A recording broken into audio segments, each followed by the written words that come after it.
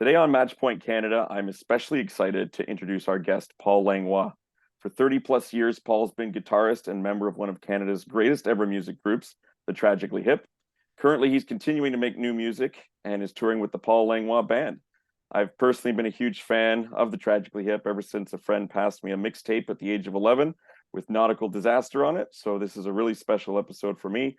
Paul, I'm very happy to welcome you to Matchpoint Canada. Oh, thanks a lot, Mike. I'm happy to be here. And thanks for being a hip supporter. Longtime hip supporter, now passing that on to my kids as well. So so it goes. But yeah, you guys have been just such a huge part of the fabric of our country, and it's interesting because on our podcast, typically we're talking to tennis players and coaches, and so some of our listeners might be wondering, hey, what's with this musician they've got on this week? But I like crossover episodes. We had Ron McLean, who's a big hockey broadcaster for those here in Canada, of course, on the CBC, and so this is my next installment of tennis meets a different part of my life, in this case, music. And big thanks to your manager, Jake Gold, for this one. I was speaking with Jake towards the end of the summer and said, hey, I ran into Johnny Fay, the drummer at the National Bank Open. Could we ever have him on the podcast? And he said, well, sure, you could have Johnny, but Paul's the real tennis fan in the band. So maybe tell me a little bit of your connection or enjoyment of the sport for our listeners who are wondering what the heck you're doing here today. Yeah, actually, Jake and I and my friend of his and my wife Joanne and Johnny and his gal Laura went to the U.S. Open. Not this past summer, but the last summer. Right on. And yeah, I mean, I've always followed tennis, always, and since I was a kid. And when I was a kid, it was like McEnroe, Borg, and Jimmy Connors, and Yes. Chrissy, and it was just I just watched certainly every major, and that has continued. There was a kind of a period in the '90s. I think we were just on the road a lot, and I kind of fell a bit out of touch with who's who in the tennis world and that kind of thing, like a little bit. And then got back into it, certainly with Federer and eventually Nadal and the big three and all that kind of stuff, and the Williams sisters. And so anyway, I've always watched it. Joanne's always been a tennis fan as well. I always played it. I was sort of like at our high school that all the hip went to. I wouldn't be considered. We had kind of jets and sweats, and I would probably a bit more of a sweat. And but I had a buddy, and we used to hustle tennis from the sort of athletes that the basketball players and volleyball players and all that. And we'd say, "Oh, we'll meet you after school at a place called Richardson Stadium that had all these outdoor courts," and we would go there every day after school and play. But they'd look at us and like, well, what do you mean? We're like, well, we'll play it for a case of beer or whatever. That wasn't in high school, was it? That was in high school, yeah. And anyway, so got pretty okay at it. Never took lessons, but we just kind of were scrappy tennis players, and yeah, so love it. And I would say follow it probably even more now. Certainly, Joanne watches everything, every ATP event. Amazing. You can access it now, right? I mean, it's like you get the tennis channel and just you record everything, and so I'm pretty in tune with it these days, and yeah, I just love it. Yeah, well, you make a good point because when I was a kid, it was the majors as well that I would watch, not the Aussie Open because too late or too early for me at that age, I guess, but Yeah. certainly the other ones. And yeah, you make a good point that now you can catch it all because of technology, whereas when I was growing up, it wasn't the case. But certainly the Mm. names you mentioned, I caught them at the tail end of their careers. So McEnroe and Connors, I mean, I've got vivid memories of watching them, and Martina Navratilova and Steffi Graf. That hooked me. Certainly the fiery personalities of Mac and Connors got me into it as a kid. Yeah. Do you play tennis? Like, do you still play tennis nowadays? Like not we didn't play this summer. We only played once last summer. we have a friend, a guy in my band, and Paul Langlois band, Greg Ball. Um, he and his wife Zoe live on a farm, and there's a tennis court there. So we've been talking about having a big, tennis tournament, but it hasn't happened. But that's where I played, basically maybe once or twice a summer in the past few summers. But no, it's been a long time, and I can't like. I thought it would just all come back to me, but Not so much, eh? being in my late 50s, yeah, just even reaching up to it's just like to serve is kind of like a lot more of a workout than I ever remember. I embarrass myself regularly each spring when I go out, and I'm like, where's my serve? I've been playing tennis at least recreationally since I was like 6 or 7, and it's like starting brand new every spring when I hit the court. So Yeah. I certainly feel you on that one. Did you and the bandmates, you and the guys in the hip, ever play tennis back in the day? Yeah, Gordon Downey and I did. We have a documentary that's coming out. I don't know exactly when, but within probably in about a year, that Gord Downey's brother Mike Downey is making, and it's like 4 episodes, an hour each. And in the first episode, just a great shot. I hope they kept it. Great couple of shots of Gordon and I playing tennis, like kind of action shots, and it just tickled me because we actually played a lot of sports like together in the hip when we were either on the road or in the studio on a Sunday. Take Sundays off and go play soccer, or we played some baseball, and we played tennis. I'm not sure if the other guys really did. I mean, I think they did a little bit, but both Gordon and I So were you were. hustling? Were you hustling them too, like you did the guys in high school? No, no, no, we never do that. We were hustling athletes. Um, Not that those guys aren't athletes, but just kind of we were targeting popular athletes when we were hustling. But anyway, yeah. So we did play. Gordon and I played. I hung around him in high school, so um, he was a decent tennis player too. He was a very good athlete. Canadian tennis has certainly come a long way from the era you're talking about, and when I was growing up as well, there weren't really any huge names for us to follow and get behind. Nowadays, there's so many of them on the men's and women's tour. Are there any players in particular here at home that you enjoy following? Yeah. I mean, I would say at this point the big four, Layla and Bianca and Felix and Dennis, even though all four of them are kind of struggling, just at the moment in time. But it's a Mhm. really up and down sort of sport. It really, well, Ronich too. It's just so dependent on remaining in peak physical shape and no injuries, and it's a real grind. Is my impression, real grind, and Absolutely. tournaments every week, and it's just like it's relentless, and but I enjoy watching them, and Bianca winning the U.S. Open was awesome. Felix was really, he was really getting um, close there. For He sure. was top 10, and he was getting close. I don't know if it's injuries. Like I don't really read too much background, but something where he's kind of more in the teens now. But yeah, I enjoy watching all of them. I always cheer for any Canadian doing anything. Right on. And they're also young, those four that you mentioned as well, that you have to think there's so many years ahead of them for them to still figure it out, just like a young band that emerges on the scene and has a big record or a big hit, then has all that fame come their way, has to probably figure out how to navigate that on a consistent basis, I would imagine too, to make a connection between sport and music.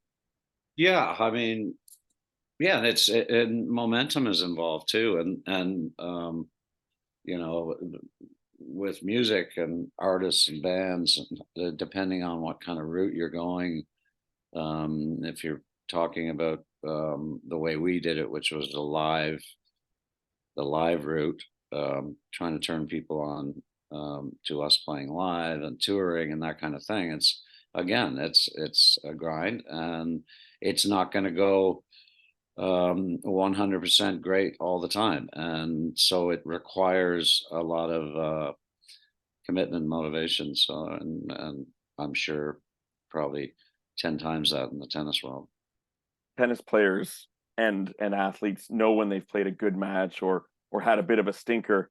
All the times I saw you guys play, it always felt like you nailed it. But I'm sure there must have been some gigs where maybe afterwards you guys felt like you were having a rough time out there. Do you recall any sort of moments like that where you left the stage feeling like, oh, maybe I didn't quite hit the mark tonight? I'm gonna be honest and say no. It just so there you go. Basically, that means playing in a band, at least our band, where we were very lucky with our other bandmates and that we knew each other well, and we all had the same goal in mind. We just hardly ever, I can't even think of one, had a bad gig. I mean, we had like playing wise, I mean, we had shows and gigs that, there could have been more people, and it could have, things could have been better about the venue and that kind of stuff. But in general, we right from the very beginning, playing live was our top skill. And so I really just only remember good shows. And there probably was one, but the only time that would ever happen is maybe couple guys weren't getting along or whatever, and a different kind of emotion was involved, but not often at all, hardly ever. Sounds like my Thursday night men's league hockey team. I can relate to that on some level. Yeah, yeah. So I want to try and make another parallel. I had a lot of fun this week prepping for this, trying to be like, how can I make some connections between tennis and music? And so I'm going to try and make one here. And full disclosure, I might, fail miserably, but at any rate, here goes. Um, in tennis, it's rare to see a star, one of the top players in the sport, um, ever go down to sort of the minor leagues. Once you've made it and you're playing the big stadiums and you're one of those marquee players, for a good chunk of their career, they're able to sustain that. Mm, I'd say in music as well. Once you hit a certain point, you're probably playing the bigger stadiums, and you don't have to go to the smaller bars and smaller towns that you once did. An example of a big tennis player, though, who did have to go back down to the sort of the minor leagues, the Challenger Tour, was Andre Agassi in the '90s when he was kind of going through a tough time and rebuilt himself. mm. I remember seeing you guys playing a super small venue here in Toronto, and it's not because you were sent down to the minor leagues or banished to that level, but you chose to. And it was when you were putting out your album Now for Plan A, which I think was 2009, 2010, I want to say. Yeah. And you decided to publicize and promote that by playing one of the smallest little venues here in Toronto, the Supermarket, to about 200 or so people, I want to guess, every night. And you were kind of almost like the house band that week. And I just wanted to ask, I've always been kind of curious, where did that idea come from? Because it seems so unique. You could have gone big right off the bat, but you chose to play a smaller venue like that. And for the diehard fans, it was like a dream come true to see you in that environment. So what was sort of the genesis behind that happening? Well, I remember it well, and it was a great time. It was super small club. Um, but we always try to come up with unique, and we're not unique for this, but just unique sort of ways to play as the record's coming out, like surprise shows, which we did in Kingston many times at little clubs like the club called the Toucan or the Wellington, and just kind of to um, I don't know, surprise people and to have us get a chance to run through the set before we're going to move on to a tour. But honestly, we were very lucky that we played small clubs all the way through. We were playing in the States and trying to work our way up there. And the States is massive, so many cities, like 30 to 50 cities. That you got to cover, and the way we were doing it was really with not much radio play, and so we just had to keep coming back relentlessly. And the same with Europe, although we did start with a crowd in Holland because in the Netherlands. They're just so grateful to any Canadian. So any Canadian band that goes to play in Holland has a full crowd to start, and that was, for us, if we had a full crowd to start, we just kept them for and grew them for a long time. But we always had the chance to play small clubs, theaters, and then the difference was, in Canada, we grew and theaters and then to arenas, and so we had that great time and opportunity as well. That was more a learning curve, how to get better at playing the bigger shows. But we would always like, in some tours it'd be back and forth, like down to a 500-seat club and then back up to a big theater in Chicago, and then up to an arena in Winnipeg, and then back down to a small club in Providence, Rhode Island, or wherever. It just kind of there was a lot of variety, and really there was a lot of touring. We didn't stop, and that, I think, helped us a lot too. Well, we always appreciated that. I mean, your fans, as great as it is to throw the music on and listen to it in the car or at home or whatever, nothing quite replicates those live shows and those shows at the supermarket were, I think, probably among my favorite of the 20 plus shows that I saw during my time. For those listeners who are tuning in, we got many in Canada. Obviously, we're a Canadian tennis podcast, the podcast of Tennis Canada, so primarily Canadian listeners, but we get a bunch south of the border and overseas as well. So for anyone listening, I just want to put in perspective that the Tragically Hip is, I would say, the greatest, the biggest, most iconic band of all time to come out of our country. Members include, so aside from Paul and drummer Johnny Fay, who I mentioned earlier, guitarist Rob Baker, bass player Gord Sinclair, and of course, charismatic lead singer, who sadly we lost in 2017, Gord Downey. The music is still coming out, and from what I would imagine, there's still a lot of unreleased material. Part of the reason that we're having you on right now is that November 3rd, a 25th anniversary re-release of Phantom Power is coming out. Can you tell us a little bit about what this is going to include and what it's like for you and the guys in the band to look back 25 years on this particular album as you kind of re-release it here? Well, what it's like is a good kind of odd feeling. If Gord was still here, we wouldn't be doing this, and honestly, we just would not be looking back.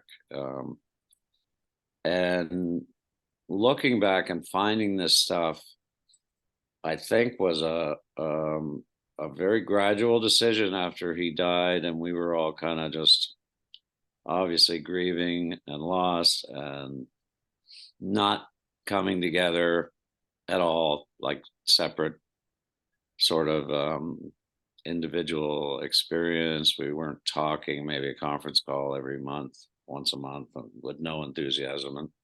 And then we just started talking. We re-hooked up with Jake Gold, whom you mentioned before, another massive tennis enthusiast. Yes. And so he became our manager again. He was our manager for our first 17 years. And then we were with other managers for the next 17. And now we're back with them. And that was in and around the beginning of COVID. And we just, he kickstarted a bit more enthusiasm, and we just started looking backwards. And Johnny Fay, our drummer, is very retained a lot of information as far as like what records were recorded on what and how the tapes were labeled. I mean, he would hang out with the producer and engineer and really take in all this information. It's been years and years, but he would, I would say, would be the shepherd of finding this stuff. And then we just thought, I don't know, once we started listening to it, because we've done this with a couple of records, Road Apple's the last one, where it's kind of like, wow, this stuff sounds good, and people haven't heard it before. So with Phantom Power, feels like that was one of our peaks. As far as like everyone was firing on all cylinders, and we loved our producer, Steve Berlin, who plays in Los Lobos. Very thoughtful, very musical guy, and great friend. So we were just feeling good when we recorded Phantom Power, and we did that at our studio outside Kingston in the town of Bath called the Bathhouse, and took us a few weeks, and but there were extra songs again, and so this is gonna the special sort of Phantom Power box set, whatever you want to call it, is going to include extra songs that were never released, and live show where a lot of Phantom Power stuff was played. Live show from Pittsburgh, actually, Pennsylvania. We just picked a show. I had a few, and it's kind of like warts and all with us. No one gets too cute about, oh, this show's way better than that one. It's really all about the audio. Is the audio good? Because we're mistakes are mistakes, and honestly, it's just like we played well together. So there's not going to be many. You can't go wrong. Can't go wrong, and so yeah, little special things like that, an Atmos mix, obviously of Phantom Power, and it's been interesting. It keeps us doing this kind of thing, not constantly, but with semi regularity. It keeps us in touch with each other, and it keeps us kind of thinking about special things we could do, and it's far more positive now than it was in I would say 3 years after Gore died, because during those 3 years, I mean, I even said a couple times, like we did it. We have a legacy. Like, we played our shows and we made our records. So right. Why are we talking about doing anything else? And then gradually I came to realize, and I think the other guys too, just like, well, it's probably a good idea to just, honor what we did, and what we accomplished, and what Gord accomplished, and so everyone's pretty into it, and and Phantom Power in a couple of weeks coming back out, and excited about it. It was we did the last tour, and I was doing the set list, and we played more Phantom Power songs than from any other record, and that includes, Fully Completely, and the earlier. You got some big ones from back then, for sure.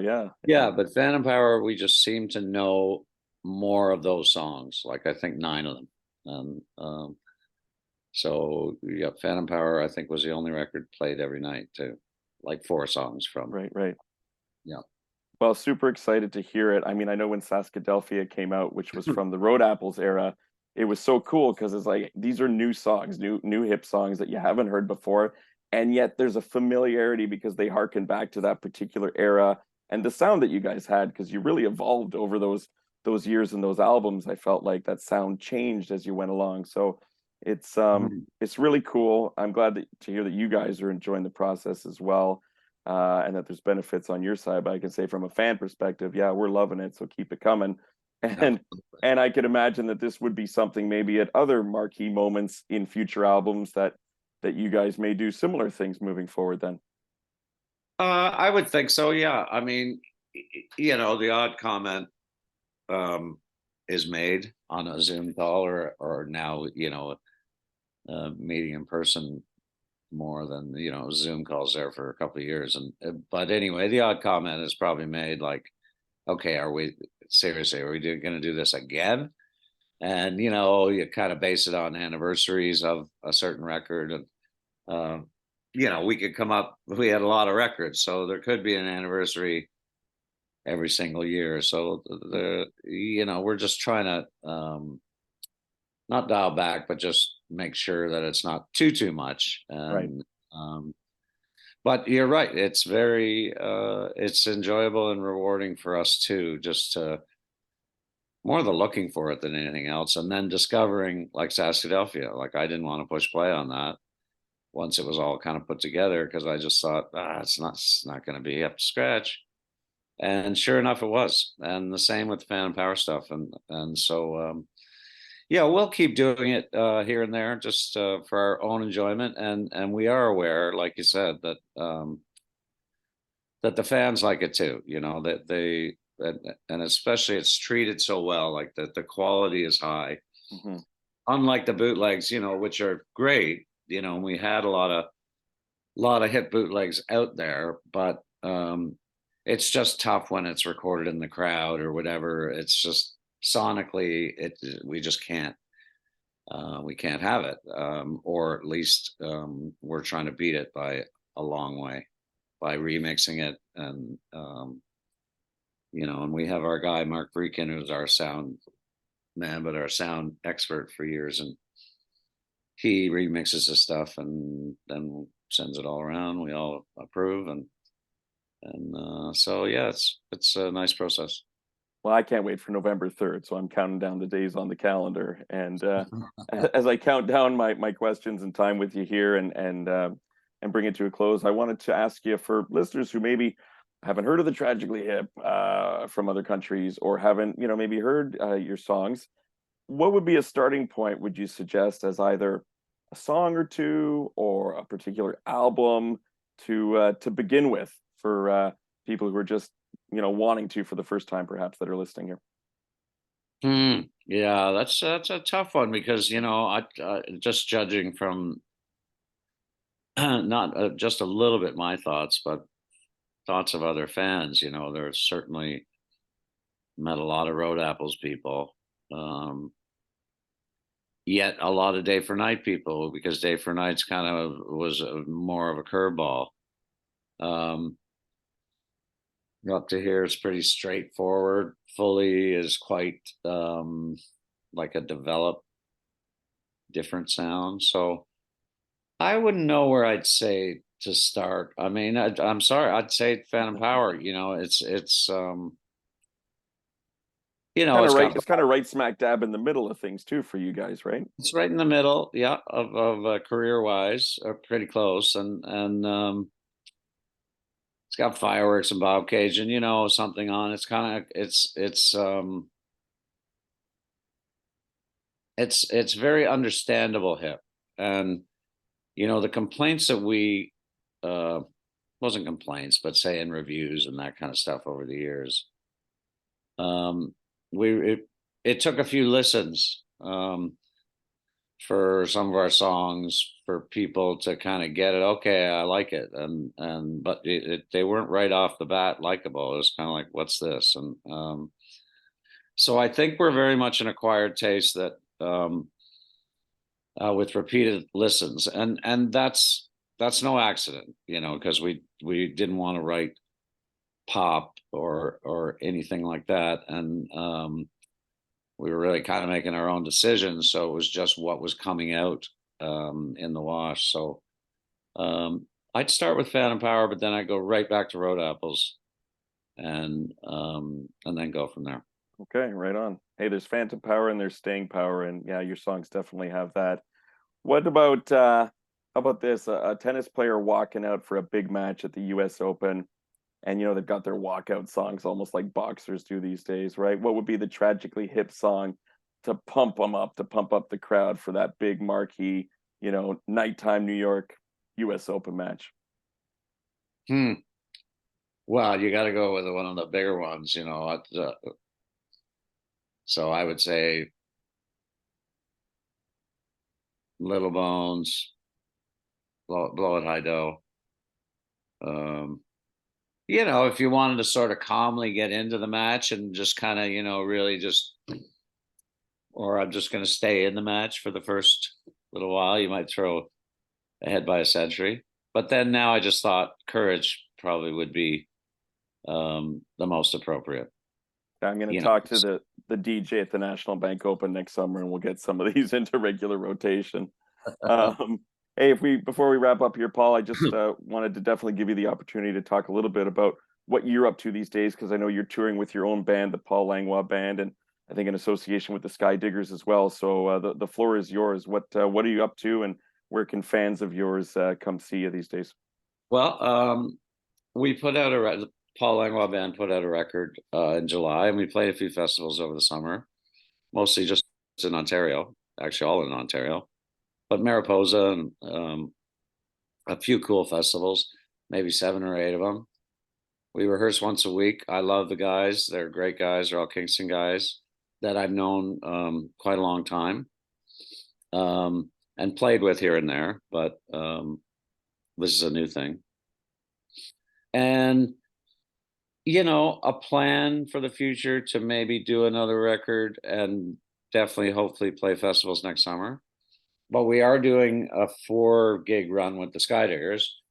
And the Skydiggers started when the Hip started, and eventually, like in and around that time, and like mid-80s, and Gord Downey and I ended up moving with our girlfriends to Toronto, and we started hanging out with particularly Josh and Andy from the Skydiggers, and we had a Monday morning hockey game that we played every Monday, and we were just kindred spirits, the Hip and the Skydiggers. So anyway, we've kept very much in touch, and they have a new record out, and they're doing a bunch of touring. And then we just thought, well, why don't we play together a few dates where the Skydiggers aren't going to be touring?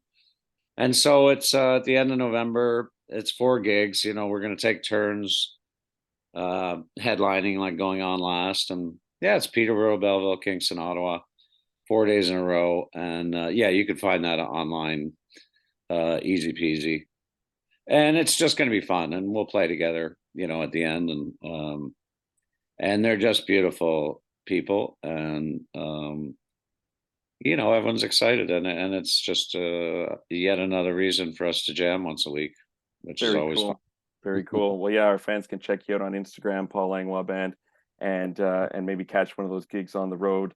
We're going to throw to Bumblebee on our way out today, which is one of the new old songs from that Phantom Power re-release. We used it a few weeks ago with Jake's Blessing.